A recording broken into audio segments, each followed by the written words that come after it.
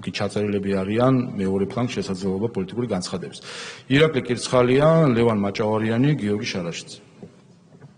მოგესალმებით, მეგობრებო. ბატონო შალვა, თქვენ ახსენეთ, რომ დაგვიანებით, მაგრამ მაინც შემოხვედით. ხო, ამ დაგვიანებას თავის მიზეზი აქვს, მეგობრებო.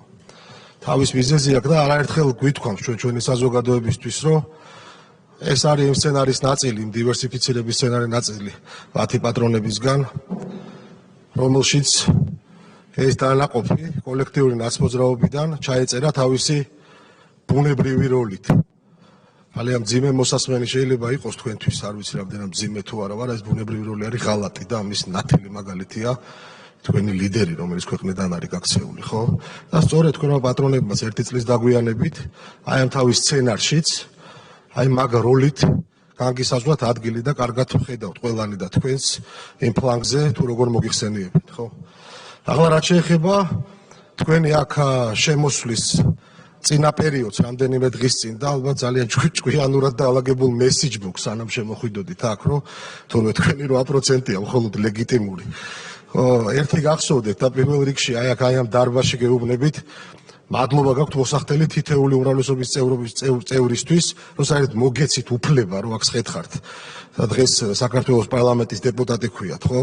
მაგრამ ასევე გახსოვდეთ ერთი ძალიან მკაფიოდ და ნათლად, რომ ჩვენ პატივი ვეცით იმ ამომრჩეველს, რომელი ამომრჩეველსაც თქვენ ატყუებდით არჩევნებამდე, რომ თითქოს წარმოადგენდით რაიმე განსხვავებულ პოლიტიკურ ძალას და არ წარმოადგენდით იმ ძალას და არასრულებით იმ დაკვეთას, რაც საზოგადოებამ ძალიან კარგად ნახა.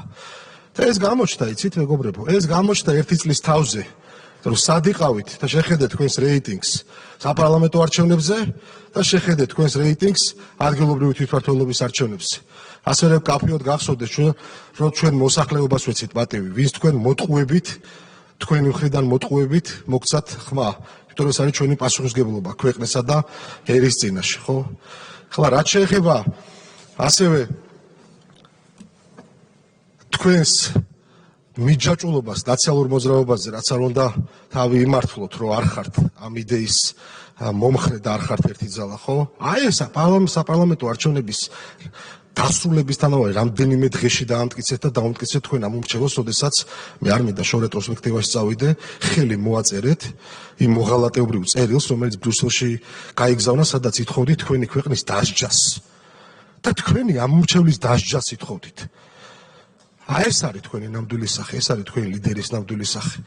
და ეხლა მე არ მინდა დიდხანს თავი შევაწყინო ჩვენ საზოგადოებას, ხო?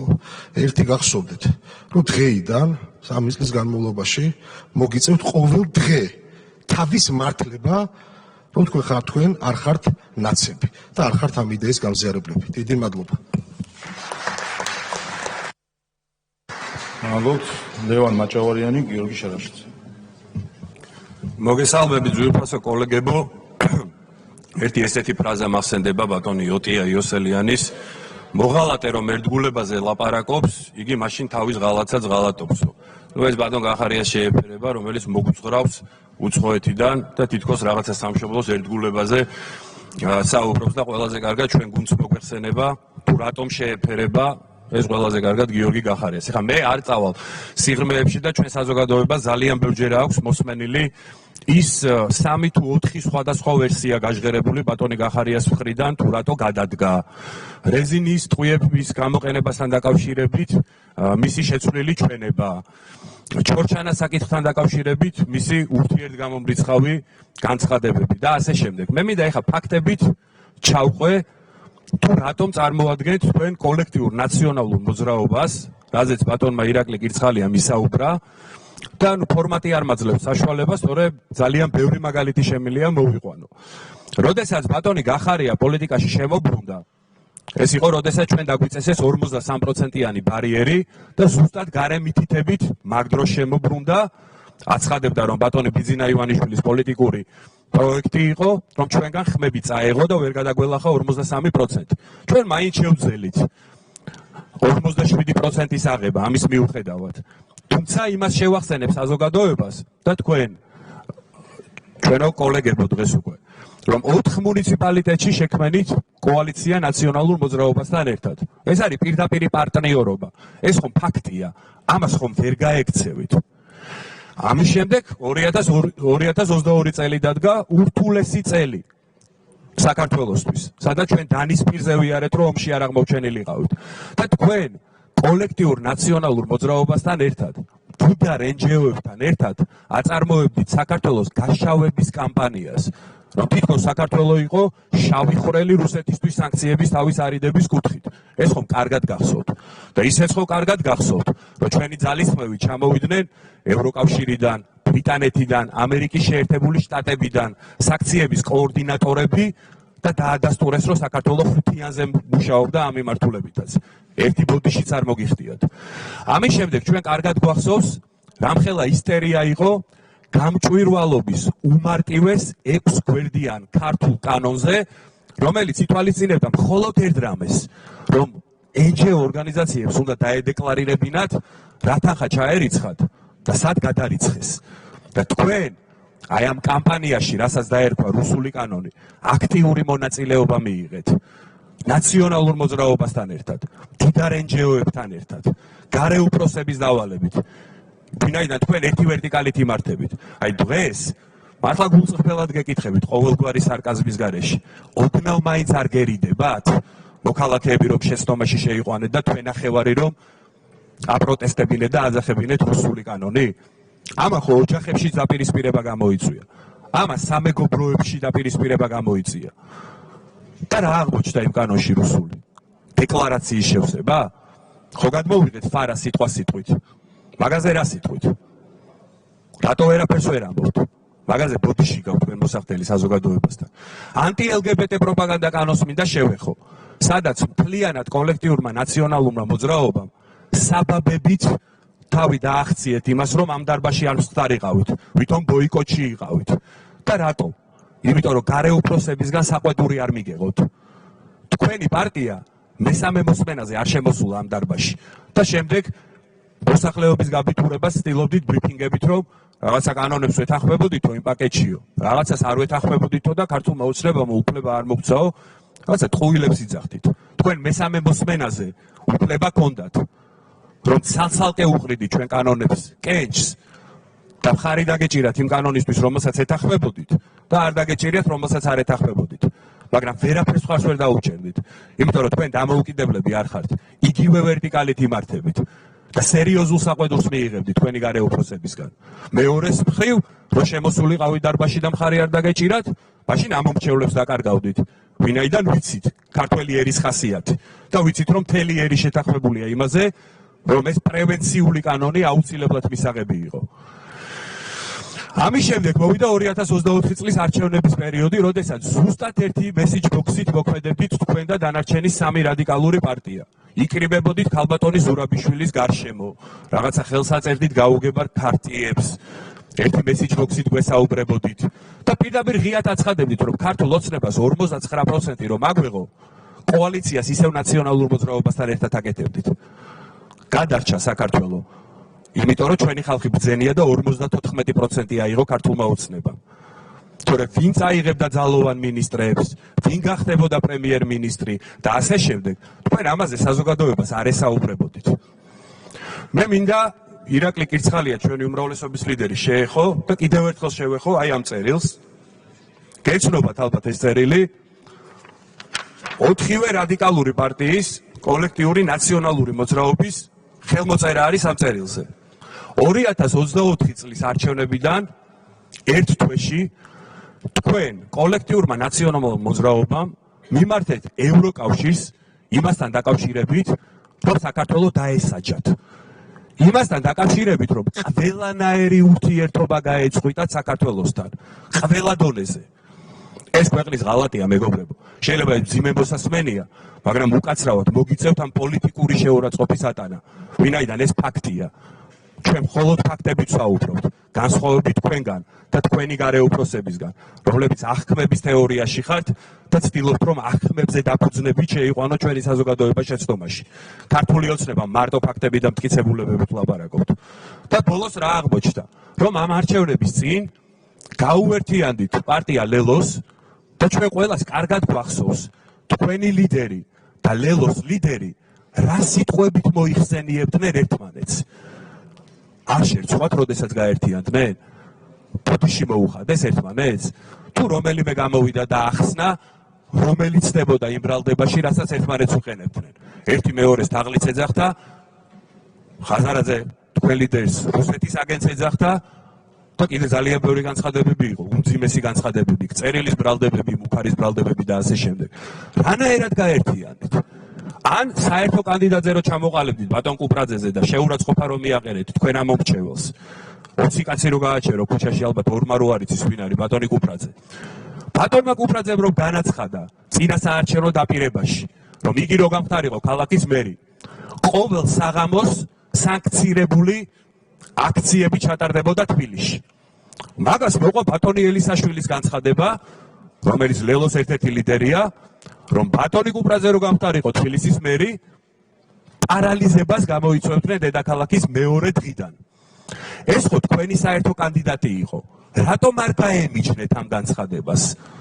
ერთი ნეგატიური კომენტარი რატომ არ გააკეთეთ ამ განცხადებებთან დაკავშირებით? იმიტომ რომ თქვენ გარე დავალებით დაგაჯგუფეს. იმიტომ მოუწიათ ბატონ ხაზარაძეს და ბატონ გახარიას და მეგობრება, რომ იმ ვერტიკალმა დაავალა, რომელსაც ჩვენ არაფორმალურ ოლიგარქიულ მმართველობას უწოდებთ. თუ გინდა გლობალური ომის პარტია დაუძახოთ, თუ გინდა deep state-ი, როგორც ბატონი ტრამპი ეძახის, თქვენ ერთი ვერტიკალით იმართებით. უბრალოდ, როგორც ბატონმა ირაკლი კირცხალიამ თქვა, დივერსიფიცირება მოახდინეს თქვენმა გარე უფროსებმა. ვერ ჩამორეცხეს ნაციონალურ მოძრაობას ის სისხლიანი წარსული, ბზონი დადეს თქვენზე და ლელოზე, და ამით შეეცადნენ, რომ ამორჩეველი შეეყვანა შეცდომაში. ათას დივერსიფიცირებულად იმოქმედეს. თქვენ ვითომ უფრო კონსტრუქციულ ოპოზიცია წარმოგადგინეს, ლელო უფრო, ასე ვთქვათ, რადიკალურ ოპოზიცია წარმოადგინეს, მაგრამ ნახეთ რა შეასაქმე, ჩვენი ხალხი არის ძალიან ბრძენი და ძალიან გამოცდილი და მით უმეტეს ამ 4 წლის განმავლობაში ქართველებმა ძალიან დიდი გამოცდილება დააგროვეს და სწორი დასკვნები გამოიტანეს. შედეგებში, საარჩევნო შედეგებში ეს სწორი დასკვნები არის ასახული. თქვენი რეიტინგი ხმებში რომ გადავთვალოთ, ხო? 3ჯერ და უფრო მეტჯერ არის შემცირებული წინაარჩევნებთან შედარებით. თბილისში თქვენ 10,000 ამომრჩეველიც არ ყავთ და ერთი ადგილიც ვერ მოიპოვეთ საკრებულოში. აი ესეთი პასუხი გაქცა თქვენ ქართველმა ხალხმა და როგორი მანევრითაც არ უნდა გააგრძელოთ თქვენ მოღვაწეობა. თქვენ ამას ვერ ჩამოირიცხავთ. ყველა მიცის თუ რა ძალებს ემსახურებით, ყველა მიცის, რომ თქვენ დამოკიდებულები ხართ გარე ინსტრუქციებზე და ქართველებს ესეთი პარტია არ აწყობთ და არასდროს არ შეეგუებიან. გისურვებთ წარმატებულ მოღვაწეობას პარლამენტში. მადლობა. სალამ გადავთ ჩემი გამოსვლაზე, ჩვენთან სტუმრად არიან გარდაბრის რაიონის სოფელ ვაზიანის ნომერ 2 საჯარო სკოლის მოსწავლეები. მივესალმოთ, მადლობა რომ სტუმრობთ. შემდეგ გიორგი შარაშიძე, შალვა კერესელიძე, ვიკა ფილფანი. მოგესალმებით. ეხლა ეს ჩვენი გუნდის პირველი პოლიტიკური გამოსვლაა და ნამდვილად არ მინდა ეს დრო დავხარჯო იმ ტყუილებზე პასუხში, რაც აქ პირველი ორი გამოსვლელისგან გავიგეთ.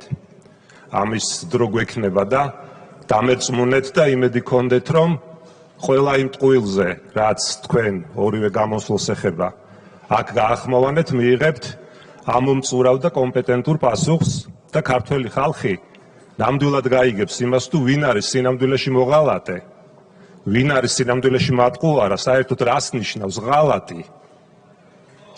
ამას გაიგებს ნამდვილად ქართველი ხალხი, დამერწმუნეთ, ამის იმედი გქონდეთ და ამ სიმართლის მოსასმენად მზად იყავით. ეხლა კონკრეტიკისგან კიდევ ვიმეორებ, თავს შევიკავებ, იმიტომ რომ ჩვენი პოლიტიკური გუნდის პირველი გამოსვლაა და ამას რა თქმა უნდა პირველ რიგში გამოვიყენებთ მიმართვისთვის ქართველი ხალხის მისამართით და არა თქვენი მისამართით, რადგან პარლამენტი, საქართველოს პარლამენტი პირველ რიგში თუ ვინმეს ეკუთვნის, ეს არც თქვენ ხართ და არც რომელიმე სხვა პარტია, არამედ ეკუთვნის პირველ რიგში ქართულ ხალხს.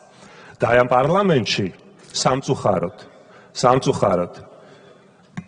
ქართველი ხალხი უკვე 1 წელია ელის განსხვავებული აზრის გახმოვანებას, მაგრამ მივიღეთ რეალობა, როდესაც ამ დარბაზში მხოლოდ ერთი პარტიის გზავნილები ისმის, რასაც სიმართლესთან არანაირი კავშირი არ აქვს და მხოლოდ მოსახლეობის შეცდომაში შეყვანას და მოტყუებას ემსახურება. ჩვენი პოლიტიკური ძალა მინდა იცოდეთ, რომ სრულიად გააზრებულად იღებს პასუხისმგებლობას იმ შეცდომებზე და ჩვენ თქვენგან განსხვავებით შეცდომების აღიარების პრობლემა არასდროს გქონია, რაც ამ 1 წლის მანძილზე დაუშვით. რაც პირველ რიგში, რა თქმა უნდა, ეხება საპარლამენტო ბოიკოტს.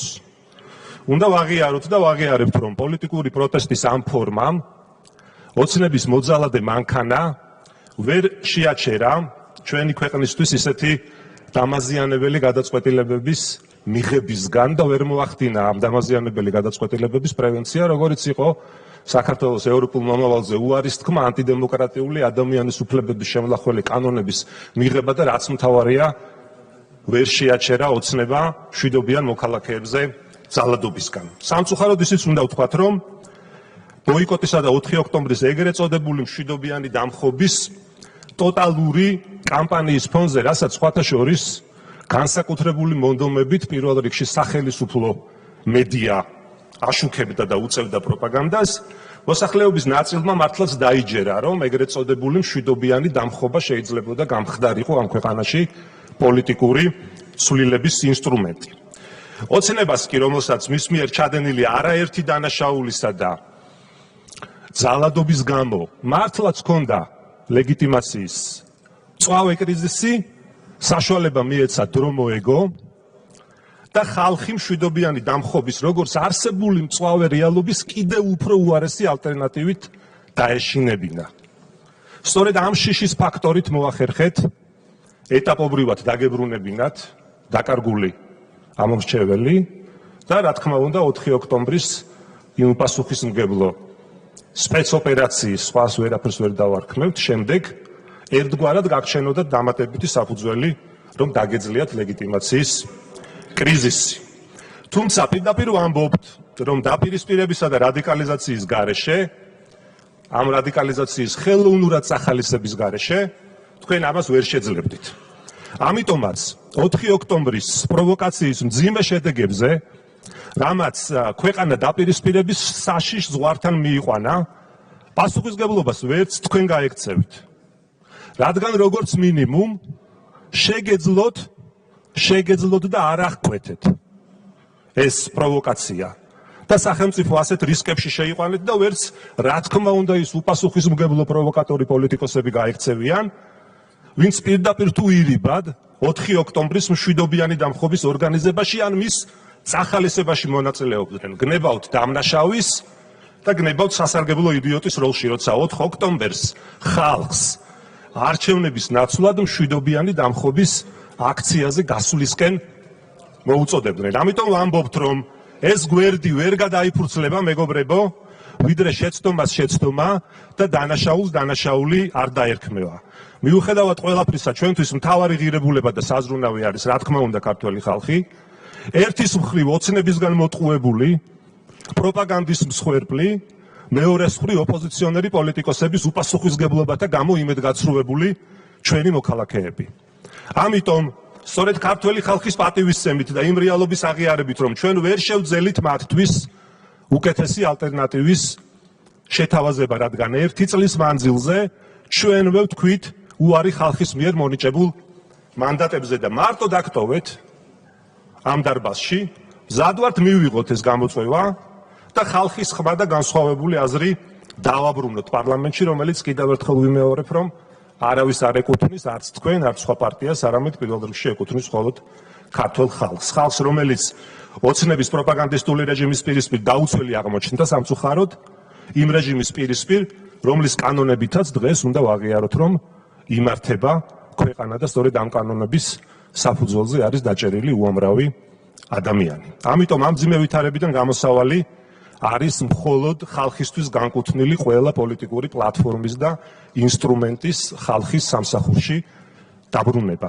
ვასრულებ, სიმართლე მწარეა, მეგობრებო, უბრუნდები კიდევ პირველ ორ გამომსვლელს. და ამ სიმართლის მოსმენა მოგიწევთ ჩვენგან.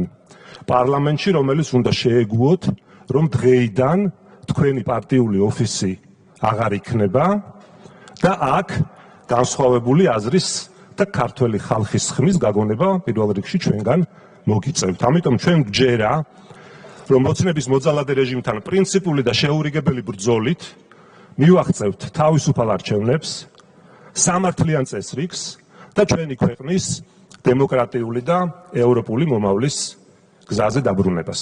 დიდი მადლობა. შალვა, ბატონ თენგის, თქვენ ჩაიწერეთ თუ ჩაიწერეთ პოლიტიკური გამოსვლას? ბატონ შალვა კერესელიძე და შემდეგ თენგის შალმანაშვილი, შემდეგ ვიკა ფილიფანი. გამარჯობათ. პირველ რიგში არაბ ინვესტორებზე მეგობრებო მიწების გასხვისება და შემდეგ არაბული ტიპის დასახლებების შენებლობა ერთ-ერთ მნიშვნელოვან პრობლემად იქცა. თუმცა არანაკლებ პრობლემას წარმოადგენს უკვე ტურისტულ რეკრეაციული ტყეპარკების გასხვისება არაბ ინვესტორებზე. ამის ერთ-ერთ შესანიშნავ მაგალითს წარმოადგენს კრწანისის ტყეპარკი, სადაც ნამდვილად შექმნილია ცოცხალი მუზეუმი, რომელიც საზოგადოებისთვის ერთ-ერთ საუკეთესო ტურისტულ რეკრეაციულ და დასასვენებელ ადგილს წარმოადგენს. ხელისუფლებას სურს გაასხვისოს არაბ ინვესტორზე, რათა შემდგომ გაშენდეს არაბული ტიპის დასახლება. სინამდვილეში ასეთი ფორმით შემოსული ინვესტიციები თავისი შინაარსით გულისხმობს, რომ სახელმწიფოსთან წინასწარი შეთანხმებით მყიდველის ინტერესების გათვალისწინებას. ეს მყიდველები კი ძირითადად გახლავთ თვითონ ინვესტორის მიერ არაბული ქვეყნებიდან ჩამოყვანილი არაბი მოქალაქეები, ვისთვისაც საქართველოს ეკოსისტემა სასიცოცხლოდ მნიშვნელოვან წყაროს წარმოადგენს, რაც თავისი შინაარსით ბიზნესურად ქართული საქართველოს დემოგრაფიულ ექსპანსიას ნიშნავს. სამწუხაროდ ამ ყველაფერზე ნებას რთავს ხელისუფალი, რომელიც გამუდმებით გვესაუბრება პატრიოტიზმზე, სამშობლოს სიყვარულზე, ეროვნულობაზე, ტრადიციებზე, მაგრამ ამავე დროს საკუთარ ხალხთან შეთანხმების გარეშე არაბ ინვესტორებზე, პრემიერ-მინისტრის ოჯახის წევრებზე თუ სხვა ჩინოვნიკებზე ასხვისებს საზოგადოებრივი დანიშნულების ტყეპარკებს, ტყეებს, სასოფლო-სამეურნეო დანიშნულების მიწებს, სახელმწიფო ქონებებს, უვიზო რეჟიმს უწესებს გაურკვეველი წარმოშობის სახელმწიფოების მოქალაქეებს, მაშინ როდესაც საკუთარი მოქალაქეები გაჭირვების და სიძულჭირის გამო ტოვებენ სამშობლოს და ემიგრაციაში მიდიან. და უკვე მე რამდენი წელიწადია, რომ საქართველოს ბუნებრივი მატების გარეშე რჩება, სიკვდილიანობა მნიშვნელოვნად გადააჭარბა შობადობის მაჩვენებელს, გაყოფილია ქართული ოჯახები და ქვეყნიდან გაედინება თაობა, რომელსაც ქვეყნის აღმშენებლობაში მნიშვნელოვანი წვლილი შეტანა შეუძლია და ქართული გენოფონდის გამრავლება ძალუძს. ყველაფერმა ამან ეტაპობრივად გამოიწვია ქართული მოსახლეობის ხვედრითი წილის მნიშვნელოვანი შემცირება საქართველოს მთლიან მოსახლეობაში. 200-მდე სოფელი ჩაიცალა და ფუძე ჩაბნელებულ სოფელად იქცა, ხოლო ერთი მაგდენი კიდე თითოეულა კაციღა თუა დარჩენილი ისიც მოხუცები. მაგრამ მიუხედავად ამისა თამამად ვამბობთ, რომ დედა, მამა კიდე მამა, რაც ჩემი აზრით ვფიქრობ, რომ ქართველი კაცისთვის ამის მტკიცება ძალიან შეურაცხყოფაა. დიახ, ეს იმ ყოჩაღი ღარიბაშვილის სიტყვებია, რომელიც მექთამეობის და დიდძალი ოდენობის ფულის მოპარვის გამო დასაჭერად ყავთ გამზადებული. დიახ, ეს ის ღარიბაშვილია, რომელიც პირველად სწორედ კორუფციის გამო გაანთავისუფლეთ დაკავებული თანამდებობიდან და კორუფციის გამო განთავისუფლებული პრემიერ-მინისტრი, რომელიც მეორედ მოbrunდა და მოაბრუნეთ. აი აქ ამ დარბაზში, აი ამ ტრიბუნიდან ხმამაღლა გაიძახოდა ხოლმე, რომ ქართველი ჯარისთვის ფულის მოპარვა მიუღებელი და დანაშაულიაო. და ესეთი ქმედებების ჩამდენ ადამიანებს კეზერაშვილებთან აიგივებდა. სინამდვილეში კიდევ თვითონ პატრიოტიზმის და ეროვნულ ღირებულებებს ამოფარებული და ვინმე თავდაცვის მინისტრად წოდებულ ჯუაშერა ბურწულაძესთან ერთად ძარცვავდნენ და პარსავდნენ სამხედრო ბიუჯეტს. ისევე როგორც ინფრასტრუქტურაში, საბავშვო ბაღებისთვის და სკოლების რეაბილიტაციისთვის განკუთვნილ თანხას იპარავდნენ. და ენერგეტიკაში კიდევ უშუქო სოფლებისთვის განკუთვნილ ელექტროენერგიაზე მაინერები იყო.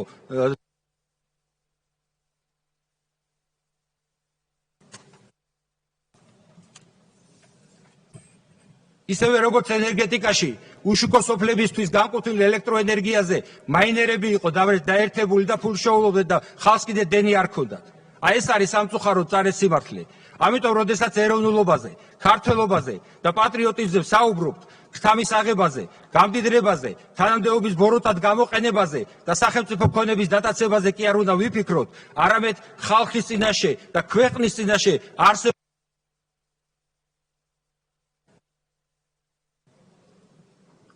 ხალხის და ქვეყნის წინაშე არსებული ურთულესი პრობლემები სწორად უნდა გავიაზროთ და სახელმწიფოებრივად უნდა გავისიგრძეგანოთ. მადლობა. ალბათ ვინაიდან პირველი შესაძლებლობა ვთქვათ რომ კოლეგებს მიცეთ რეგლამენტის ცოტა მიღმაც საკუთარი სიტყვა დაასრულონ და მომავალში გთხოვთ რომ 4 წუთიან რეგლამენტში ჩაეტიოთ. შემდეგი ბატონი სანამ გადავვალთ შემდეგ გამოსვლაზე დღეს ქალბატონი რიმა ბერაძის დაბადების დღეა და მიულოცოთ კოლეგებო ქალბატონო რიმა მიულოცავთ დაბადების დღეს. დღეს ფორმალურად ბატონ ლადო თქვენი დაბადების დღე გუშინ მოგილოცეთ, მაგრამ კიდევ ერთხელ მოგილოცავთ დღეს ახლა თქვენ.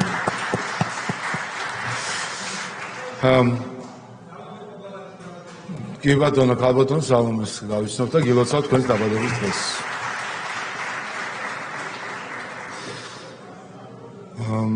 თენგიზ შარმანაშვილი, ვიკა ფილფანი, გისმენთ ბატონო. ნამდვილად არ ვაპირებდი გამოსვლას, მაგრამ როდესაც რაღაცა გამონათქვამები მესმის, უპასუხისმგებლო შეუძლებელია რომ არ შეეხმიანო. აი ბატონი ლევან მაჭავარიანი გამოვიდა და ჩამოასახელა პუნქტები. შემდგომში მისმა ოპონენტმა ამას ყველაფერს ტყუილი დაარქვა. იქნებ გავარკვიოთ ეს ამბავი და ბატონ ლევანს ბოდიში მოვახდევინოთ. ის ქარტია, რომელიც შედგა ქალბატონ სალომე ზურაბიშვილთან, რაც მოძრაობასთან ერთად ხელი თქვენმა პარტიამ არ მოაწერა, ტყუილი თქვა? თუ ტყუილი თქვა, უთხრათ მაშინ და ბოდიში მოვახდევინოთ. კოალიციურ მთავრობაზე მაშინ არ საუბრობდით, რომ ცალკე ვერც ერთი პარტია ვერ მოახერხებს უმრავლესობის აღებას და თუ უმრავლესობა ჩვენ მოვიპოვეთ ოპოზიციამ და არა მართლმა იმდროინდელმა და დღევანდელმა პარტიამ კოალიციურ მთავრობას ჩამოვაყალიბებთ, თუ მეშლება რაღაცა, თუ მომხსენებელს ჩემ წინ გამოსვლა შეეშალა და ტყუილი თქვა, მაშინ უთხრათ ბატონ ლევანს და მოვახდევინოთ ბოდიში. თუ გავაგზავნო კიდევ ის გაგზავნილი დოკუმენტი საერთაშორისო ასპარეზზე, სადაც ქართველების დასანქცირებასა და ყველანაირი ურთიერთობის გადაწყვეტა ეს გაწყვეტას მოუწოდებდნენ ევროპელებს ჩვენს მისამართით. ხელმოწერა თქვენი პარტიისა ნაცრებთან ერთად არის თუ მოითხოვა ბატონმა ლევანმა? თუ მართალია? ტყუილის სიტყვას რო ახსენებ, ტყუილის ჩვენ ფაქტებით გელაპარაკებით, აქ მიტინგი არ არის. კეთილი იყოს თქვენი მობრძანება დიდ პოლიტიკაში.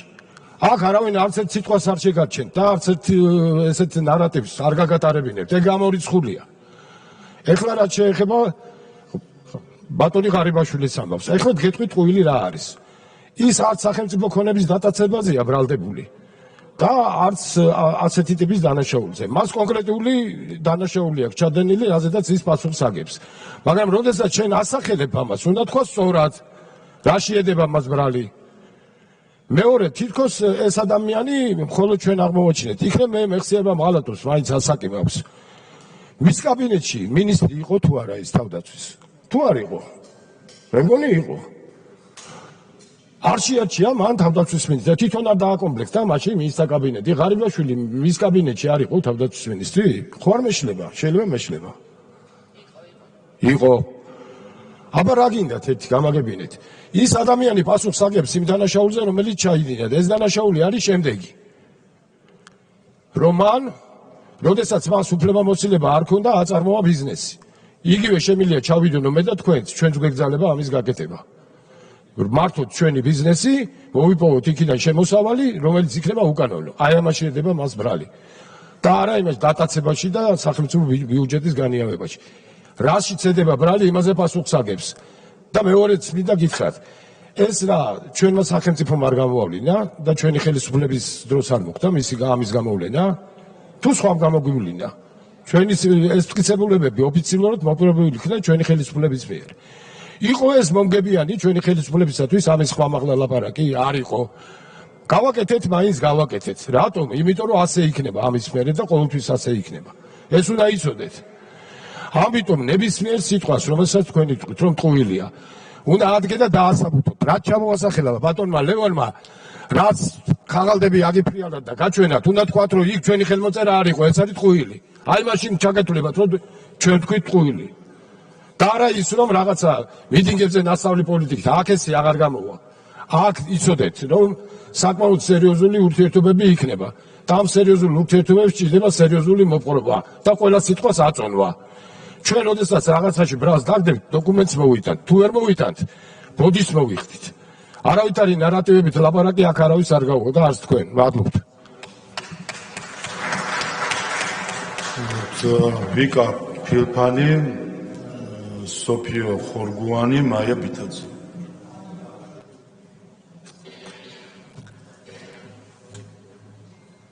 მოგესალმებით. ბევრი ბრალდება გაჟღერდა და ბევრი ფრაზა რომ რაღაცის მტკიცება მოგვიწევდა ამ მე-13 წელს. დღეს 28 ოქტომბერია და ოქტომბერში 13 წელი შესრულდა თარიღიდან, რაც ქართული ოცნება მოვიდა ხელისუფლებაში. ამ 13 წლის განმავლობაში ერთ-ერთი დაპირება მრავალთაგან, რომელიც არ შესრულდა და არ შეიცვალა, არის ნაცების დასრულება. ხელისუფლებაში ყოფნის მე-13 წელს ქვეყანაში არსებულ ყველა სოციალურ პრობლემას ქართული ოცნება პასუხს არიდებს და თავს არიდებს სამკითხვაზე პასუხის გაცემას, ისევ ნაციონალურ მოძრაობაზე საუბრით. ქართული ოცნება ახორციელებს ფსიქოლოგიურ შანტაჟს საკუთარ მოქალაქეებზე, თავად აძლიერებს ნაციონალურ მოძრაობას, რათა შემდეგ ამით დააშინოს ამომრჩეველი. თავად ოცნება დაეხმარა ნაცებს ფეიქ რევოლუციის ორგანიზებაში. არჩევნებამდე თვეებით ადრე უთმობდით ეთერებს, თქვენივე პროპაგანდისტულ ეთერებში, რუსთავიორსა და იმედზე. აჩინებდით ამომრჩეველს, რომ ნაცები ბრუნდებიან და ამაში გეხმარებოდნენ ასევე ნაცების ფიგურებიც. ორბელიანების სასახლესთან დაპირისპირამდე თვეებით ადრე საუბრობდნენ აქციის ორგანიზატორი ნაცები იმაზე, რომ აპირებდნენ ხელისუფლების დამხობას, რევოლუციას, 4-ში დაწყებას და 4-ში დასრულებას. მაგრამ არც ერთი მათგანი გამოკითხვაზეც კი არ დაგიბარებიათ. თქვენივე პროპაგანდისტულმა იმედმა გაავრცელა ჩანაწერები ახალაია ბურჭულაძის, სადაც ძიმე დანაშაულებზეა საუბარი. თუ ეს ჩანაწერი ტყუილია, რატომ არ აგებს პასუხს ამ ჩანაწერის გამავრცელებელი ტელევიზია? თუ ეს ჩანაწერი ნამდვილია, რატომ არ აგებს პასუხს ამ ჩანაწერში ჩართული მეორე პირი? ამავე წელს შექმნით ნაცების გასასამართლებელი კომისია, სადაც ორჯერ დაიბარეთ გიორგი გახარია, მაგრამ არც ერთხელ არ დაგიბარებიათ მერაბიშვილი, სააკაშვილი და რეჟიმის სხვა შემქმნელები. რატომ არ შექმნით ეს კომისია 2014 წელს, ან არ შექმნით 2021 წელს? ამავე კომისიაზე დაყრდნობით გამოძიება დაიწყეთ ჩორჩანასთან დაკავშირებით, მაგრამ ნაცურ საქმეებთან დაკავშირებით დაიწყეთ თუ არა, ეს დღემდე არ ვიცით. ერთი წლის წინ თქვენს მიერ ნაქე პრემიერს, რომელსაც მართლმადიდებლობისთვის უხდიდით მადლობას, მთელი ოფიციალური ქონება ჩამოვართვით, მაგრამ არ შეხებიხართ კეზერაშვილის კოლცენტრებით ნაშრომ თანხებს, მიუხედავად იმისა, რომ ჩვენ ამაზე მოთხოვნა გავაკეთეთ. გამოძიებაც კი არ დაგიწყიათ ამის შესახებ. ახლა აპირებთ ნაცების აკრძალვას, კოლექტიურ ნაცებად მოიხსენიებთ ადამიანებს, რომლებიც 2012 წელს ნაცებისგან იდევნებოდნენ, თუმცა თქვენს რიგებში არიან ადამიანები, რომლებიც 2016 წელს ჯერ კიდევ ნაცების შემომწირველები, ან მათი მაჟორიტარული კანდიდატები იყვნენ. ვისი სასამართლოთი აპირებთ ნაციონალური მოძრაობის აკრძალვას? გირგვლიანის საქმის მოსამართლე მურუსიძის სასამართლოთი? თუ ვის უნდა გაუგზავნოთ სარჩელი? ჩინჩალაძეს? ესაა თქვენი 13 წლიანი ნაცებთან ბრძოლის ანატომია. თქვენ ნაცებს კი არ ასრულებთ, ნაცებით აპირებთ ძალაუფლების გახანგრძლივებას, სანამ მათი მტრისხატი იმუშავებს. არ გაქვთ უფლება მმართველობის მე-13 წელს ადამიანები აცხოვრობთ გაჭირვებაში, უსამართლობაში და ძალადობაში. ქართულმა ხალხმა 13 წლის წინ ერთხელ უკვე მკაფიოდ უთხრა არა ნაციონალურ მოძრაობას და შეცვალა ხელისუფლება უკეთესი მომავლის იმედით. ამ ადამიანების დიდი ნაწილი დღეს იმედგაცრუებულია, იმიტომ რომ ცალსახაა, რომ ერთი ძალადობრივი რეჟიმი შეიცვალა მეორე ძალადობრივი. 2012 წელს რომ დაგემთავრებინებთ ნაცები, ამის ნაცვლად შეხვედით მათთან მოჩვენებით ბრძოლაში. სწორედ ამიტომ ვართ დღეს ჩვენ აქ, რომ მტკიცება არა ჩვენ, არამედ თქვენ მოგიწიოთ, რომ ნაცები არათუ ჩვენ, თქვენს რიგებში მოიკითხოთ. ეს არის სიმართლე, რომელიც ეკუთვნის ქართველ ხალხს და ამ სიმართლეზე მოგიწევთ თქვენ ყოველდღიურად პასუხის გაცემა. სოფიო ხორგოვანი, მაია ბითაძე. მოგესალმებით, მივესალმები საქართველოს მოქალაქეებს. უდასტურებ პატივისცემას საქართველოს თითოეულ მოქალაქეს. ბევრი წლის მანძილზე ვებრძოდი ნაციონალური მოძრაობის რეჟიმს. 2012 წლის 1 ოქტომბერს ხმა მივეცი ქართულ ოცნებას. აქ მსხვდომებისგან, ბევრისგან განსხვავებით. მე ვიყავი ქართული ოცნების ამომრჩეველი, მაგრამ ამომრჩეველი არავის საკუთრება არ არის. რატომ ვერ ცხოვრობს საქართველოს მოქალაქე დღეს უსაფრთხოდ და უზრუნველად? პასუხი აქ არის: კორუფცია მეტასტაზებივით მოედო მთელს ქვეყანას, ქალაქსა თუ სოფელს, ყველა სფეროს, მმართველობის ყველა დონეზე. პოლიტიკური კორუფცია, ნეპოტიზმი და ფავორიტიზმი, ფულის გათეთრება, უკანონო გამდიდრება, მეთრთამეობა, გაფლანგვა და მითვისება, გავლენით ვაჭრობა. ჩვენი ყოველდღიურობის ჯოჯოხეთად იქცა. ჩაწყობილი ტენდერები და ატკატები, წილში მყოფი ჩინოვნიკები და მათი ოჯახის წევრები, გაძარცვული ჯარი, სამართლიანი არჩევნების ნაცვლად მოსყიდვები და გარიგებები, უკანონო ნებართვები, ბეტონის ჯუნგლებად ქცეული ქალაქები, დაუმთავრებელი გზები, მორგებული კონკურსები, შედეგად გარეთ დარჩენილი კეთილსინდისიერი მოხელეები, არალეგალური ბიზნესები, კოლ-ცენტრები, ნარკოკარტელები, გამქრალი სამართალი, პროკურატურაში თაროზე წლობით შემოდებული საქმეები, დაუსჯელი დასასჯელები, გაძვირებული ჯანდაცვა, წამლები, საკვები პროდუქტები, დაუცველობისა და უპერსპექტივობის განცდა, უსაფრთხოების არარსებობა. რა არის ამაზე თქვენი პასუხი? არ იცოდით? დიახ, დღეს მოქალაქეები ყოველდღე უყურებენ მაღალი თუ საშუალო რგოლის ყოფილი თუ მოქმედი ჩინოსნების დაკავებებს. კრიმინალურ ქრონიკაში ვცხოვრობთ. მაგრამ ახლა გაიგეთ კორუფციის შესახებ? იქნებ წილები მოგაკლდათ კორუფციული ფულიდან. ან იქნებ ამ 25 კორუმპირებულ ოჯახს სხვა 25 კორუმპირებული ოჯახი ჩაენაცვლება. პასუხები გასაცემია. პოლიტიკური ნარცისიზმით შეპყრობილები ჩაიკეტეთ და ხალხის არ გესმით. არ გესმით იმ სოფლის, რომელიც წლებია ელოდება გზას. არ გესმით იმ შრომელი გლეხის, რომელიც წლებია ელოდება წყალს. იმ მშობლის, ვისაც კარგი განათლება უნდა შვილისთვის. იმ მოსწავლის, ვინც სკოლის მშენებლობის დასრულებას ელოდება. იმ ხანდაზმულების, ვინც ელოდება ღირსეულ პენსიას. არა ფუფუნებას, არამედ ღირსეულ პენსიას, რომ წამალი იყიდოს, რომელიც ძალიან ძვირია. იმ მამების, ვისაც უნდათ სამშობლოში იყვნენ დასაქმებულები და სათანადო ხელფას აქ იღებდნენ. იმ დედების, რომელთაც ემიგრაციაში შვილები ენატრებათ, მხოლოდ იმიტომ, რომ ოჯახებმა არსებობა შეძლონ. იმ მოხელეების, რომელთაც სახელმწიფოს მსახურება უნდათ და არა ერთი პარტიის.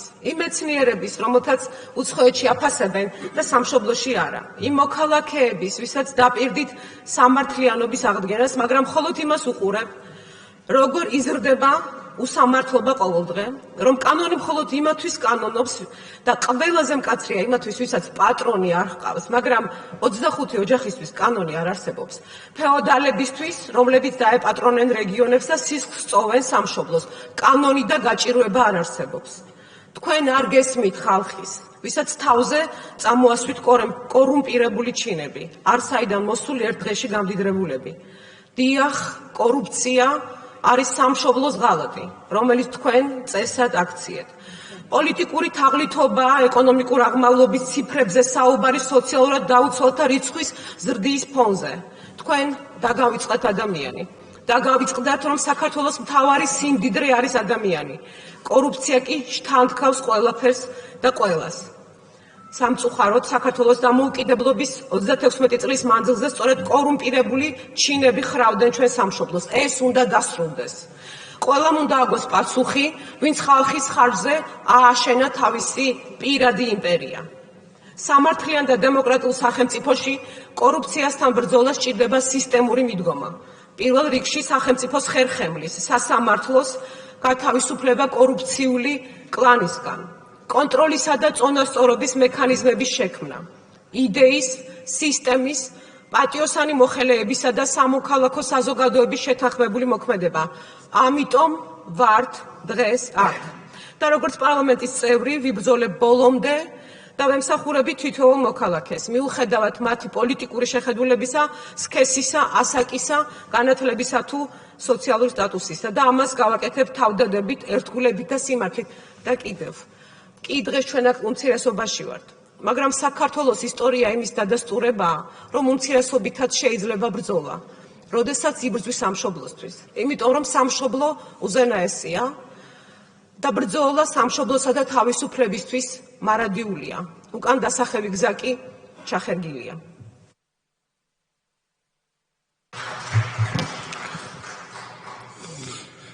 თამარ ხვედელიანი, შემდეგ გიგა ფარულავა და შემდეგ მაია ბითაძე.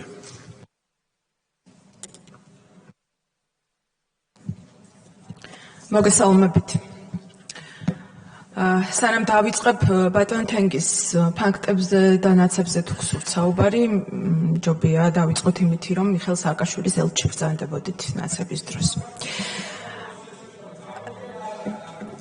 დღეს მინდა ვისაუბრო იმ ადამიანებზე, რომლებიც ჩვენი ქვეყნის ევროპული მომავლისთვის, აზრის გამოხატვისა და სამართლიანობისთვის იბრძვიან და ამ ბრძოლისთვის უკანონოდ არიან დაკავებულები. ოცნების მმართველობის მე-13 წელს ასეთ რეალობაში გვიწევს ცხოვრება. თუ ქვეყანას გაძარცვავ და შემდეგ ცოტას გადაიხდი, არ დაგიჭერენ. მაგრამ თუ პროტესტი გაქვს უსამართლობის მიმართ და ამას გამოხატავ, შეიძლება დაგიჭირონ და გარეთ არავინ გამოგიშვებს. დღეს ასეთი 150 ადამიანი გვყავს ციხეში, რომელიც უსამართლობისთვის პროტესტის გამოხატვის გამო ისჯება. მათ შორის არიან ქალები და მეტწილად ახალგაზრდები.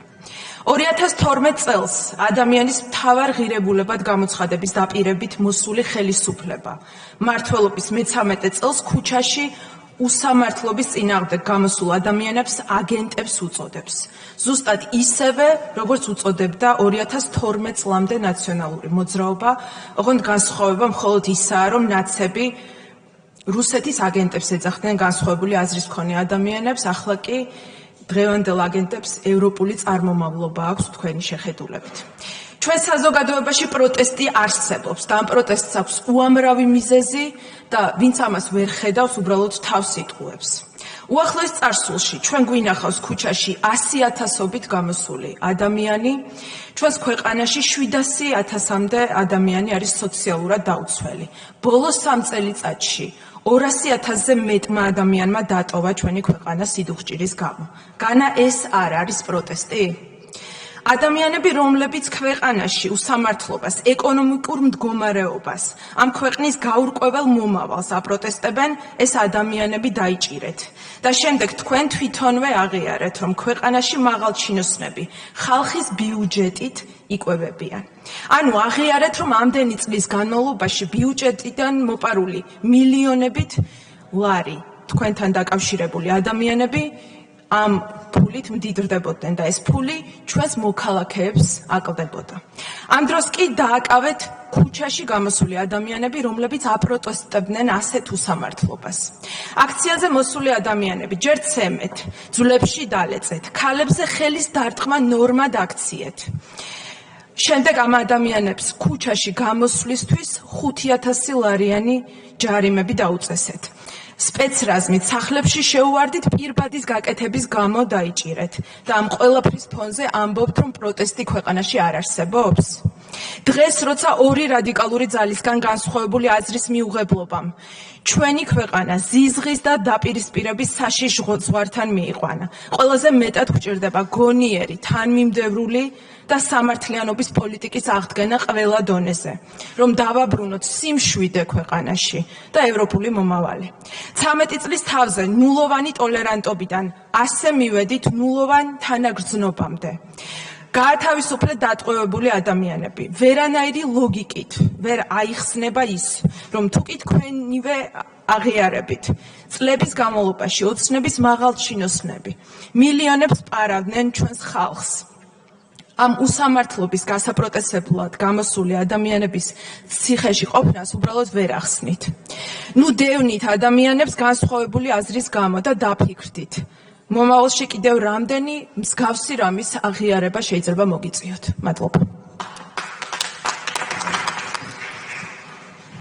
ბატონი გიგა ფარულავა, შემდეგ ქალბატონი მაია ბითაძე და ამით დავასრულებთ პოლიტიკურ განცხადებების ნაწილს. მოგესალმებით, მინდა შევეხო ერთ-ერთ მნიშვნელოვან საკითხს ჩვენი მოქალაქეებისთვის. საქართველოს საუკუნეების განმავლობაში იბრძოდა გამختارიყო თავისუფალი, ძლიერი და ქრისტიანული სახელმწიფო. ევროპა კი ამ გზაზე არ იყო იდეალი, არამედ რეალური ისტორიული არჩევანი, რომელიც მსახურებოდა ჩვენი ქვეყნის ეკონომიკურ, სოციალურ კეთილდღეობასა და უსაფრთხოებას. 2017 წელს გადაიდგა მეტად მნიშვნელოვანი ნაბიჯი. საქართველომ მოიპოვა უვიზო მიმოსვლის შესაძლებლობა ევროკავშირის ქვეყნებში. ეს არ იყო საჩუქარი. ეს იყო ჩვენი ყველასი შრომის შედეგი. ახლა კი ეს მონაპოვარი საფრთხის წინაშეა. პოლიტიკური ძალის მოქმედებები, რომელიც თავის პარტიულ ინტერესებს ეროვნულ ინტერესებზე მაღლა აყენებს, თავისსავე მონაპოვარს თავადვე სპობს. ხელისუფლება ცდილობს მოქალაქეებს დაარწმუნოს, რომ უვიზო მიმოსვლა განსაკუთრებული პრობლემა კი არ არის, არამედ მხოლოდ ვიზების რიგში დგომაა. რეალურად კი უვიზო მიმოსვლა არა მხოლოდ მოგზაურობას ნიშნავს. ეს არის განათლების, ჯანმრთელობის, სამუშაო და კულტურული ურთიერთობების რეალური შესაძლებლობა. ჩვენს ახალგაზრდებს მიეცათ შანსი ესწავლათ წამყვან ევროპულ უნივერსიტეტებში. ბევრი ქართველი სპეციალური მკურნალობისთვის მიემგზავრება ევროპაში. უვიზო მიმოსვლის შეჩერება კი ზოგისთვის სიკვდილ-სიცოცხლის საკითხით შეიძლება გახდეს. დღეს საფრთხე რეალურია. და ამაზე პასუხისმგებლობა ეკისრება პირველ რიგში ოცნებას, რომელიც იზოლაციაში ტოვებს ჩვენს ქვეყანას. ამასთან, ყველა, ვინც ჩვენს პარტნიორებს არწმუნებდა, რომ შეეჩერებინათ უვიზო მიმოსვლა, გააზრებულად ან გაუაზრებლად, მოქმედებდა ქართველი ხალხის წინააღმდეგ, რადგან ეს მონაპოვარი ეკუთვნის ხალხს და არა რომელიმე კონკრეტულ პარტიას. ჩვენ მტკიცედ მოვითხოვთ და მოუწოდებთ ევროკავშირს, ყველა წევრ ქვეყანას, არ შეუჩეროთ უვიზო მიმოსვლა ქართველ ხალხს, რომელმაც უმრავლესობით აირჩია ევროპული გზა. ჩვენი მოქალაქეები არ უნდა დაისაჯონ იმ უპასუხისმგებლო პოლიტიკოსების ქმედებებისათვის, რომლებიც ძალაუფლების შენარჩუნების მიზნით მოქმედებენ ეროვნული ინტერესების წინააღმდეგ. ოცნების პოლიტიკოსებს იმედი აქვთ, რომ საკუთარ საჭიროებებს ყოველთვის მოიგوارებენ იმ კორუფციული და ნეპოტისტური სისტემით, რომელიც თავად შექმნეს და შეძლებენ საზღვარგარეთ იმკურნალონ შვილებს ევროპისა და ამერიკის წამყვან უნივერსიტეტებში ასწავლონ. ვიზის რიგშიც კი როგორც ყოველთვის ურიგოდ იპოვონ გზა. თუმცა საქართველოს მოქალაქეებს მათ, ვისაც დასავლურ ჯანდაცვაზე, განათლებასა და ღირსეულ შრომის პირობებზე სურთ წვდომა აგენტებად, მოღალატეებად და deep state-ის მართულებად აცხადებენ. და ბოლოს, როგორც არ უნდა მოიქცეს ხელისუფლება და ცალკეული ოპოზიციის წარმომადგენლებმა, რა მავნებლური გზავნილებიც არ უნდა ჩამოგიტანონ, ეს ეკუთვნის ხალხს. უვიზო მიმოსვლის შეწყვეტა იქნება ქართველი ხალხის დასჯა და საჩუქარი ოცნების პროპაგანდისთვის. ეს იქნება დანაშაული. მადლობა.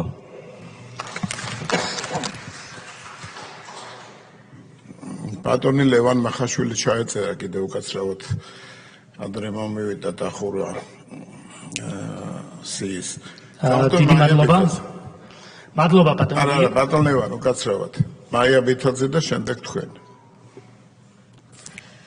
მოგესალმებით კოლეგებო, ახლა უსმენდი ჩვენ ახალშემოერთებულ კოლეგებს და რაღაც მეგონა რომ მხატვრული კითხვის ან პროზის საღამოზე ვიყავი, იმიტომ რომ წინასწარ მომზადებული რაღაც აბსტრაქტული ტექსტებით გვესაუბრებოდნენ და ევროინტეგრაციაზე რაღაც საყოდურს ამბობდნენ ადამიანები, რომლებსაც რეალურად ცხოვრებაში არაფერი არ აქვთ გაკეთებული იმისთვის, რა გზაც ევროინტეგრაციის მოპოვების და სხვადასხვა წარმატებების მიღების კუთხით ქართულ ოცნებას და ყველა იმ ადამიანს გვაქვს გაკეთებული, რომელიც ამჟამად ქართულ ოცნებაში ვართ, როგორც საკანონმდებლო, ასევე აღმასრულებელი ხელისუფლების დონეზე. ასე რომ ერთს გირჩევთ კოლეგებო, რომ ნუ გაიმეორებთ იმ არასწორ გზას, რაც აქ მყოფმა წინამოწვევის პარლამენტში არსებულმა ოპოზიციურმა რადიკალებმა გაიარეს, მათი აბსტრაქცია და ეკრანებთან პოზირება დარჩა ჰაერში გასყორცნილ არასწორ პოლიტიკად, ასე რომ გირჩევთ, რომ პარლამენტში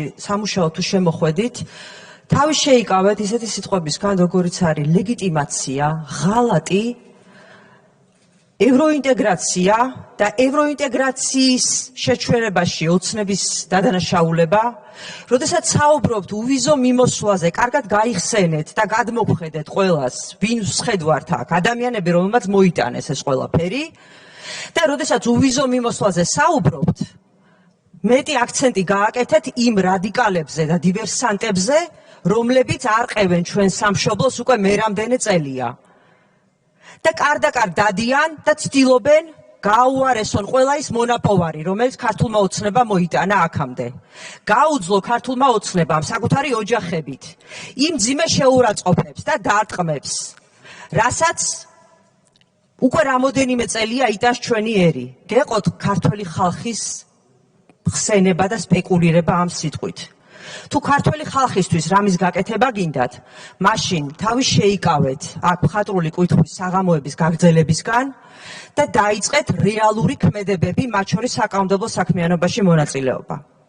როდესაც საუბრობთ რაღაც სასამართლო დამოუკიდებლობაზე, მაშინ მოიყვანეთ არგუმენტები, რატომ არის რომ სტრასბურგის სასამართლოში მუდმივად იგებს ქართული ოცნებით წარმოდგენილი ჩვენი სამშობლო. ხო უნდა იყოს რამე არგუმენტი. როდესაც საუბრობთ იზოლაციაზე, იქნება ამიხსნათ, რატომ არის რომ გუშინ ევრონესტში მონაწილეობაზე ჩვენ განვაცხადეთ უარი და იქიდან მოწვევა გქონდა. და მე კვლავ ვიკავებ სხვათა შორის ენერგეტიკული კომიტეტის თავმჯდომარის პოზიციას ევრონესტში. ჩვენ განვაცხადეთ უარი, რატომ არის რომ მონაწილეობთ ყველა საერთაშორისო პლატფორმაზე, როდესაც იზოლაციაზე საუბრობთ, ან ლეგიტიმაციაზე. ძალიან გთხოვთ, კარგად დააკვირდეთ, რას ამბობთ და შეწყვიტეთ პოპულიზმის გზა.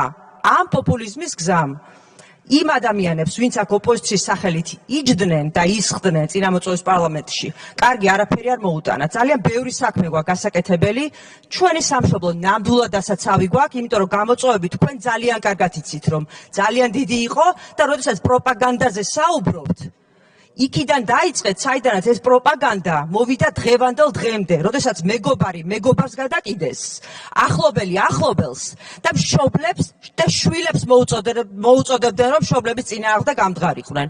ასე რომ გეყოთ პროპაგანდისტული გამოსვლები, ჩვენ მზად ვართ, რომ ვითანამშრომლობთ, ძალიან მნიშვნელოვან საკითხებზე ვმუშაობთ აქ ყოველკვირეულად, ასე რომ გელით და თავი შეიკავეთ, კიდევ ერთხელ ვიმეორებ, ისეთი სიტყვების წარმოთქმისგან, როგორც არის ღალატი. ამას არავინ არ შეგარჩენთ ამ დარბაზში. დიდი მადლობა. ბატონო ლევან მახაშვილი. დიდი მადლობა ბატონო გია. მეც არ შემიძლია მოკლე კომენტარით არ გამოვეხმაურო ქალბატონი თამარის შეფასებას. ყველაფერს ველოდი, გარდა იმისა, რომ პირველივე სიტყვაში თავის გამოსვლიდან ალბათ დაიწყებდა თავისივე კოლეგების შეურაცხყოფას.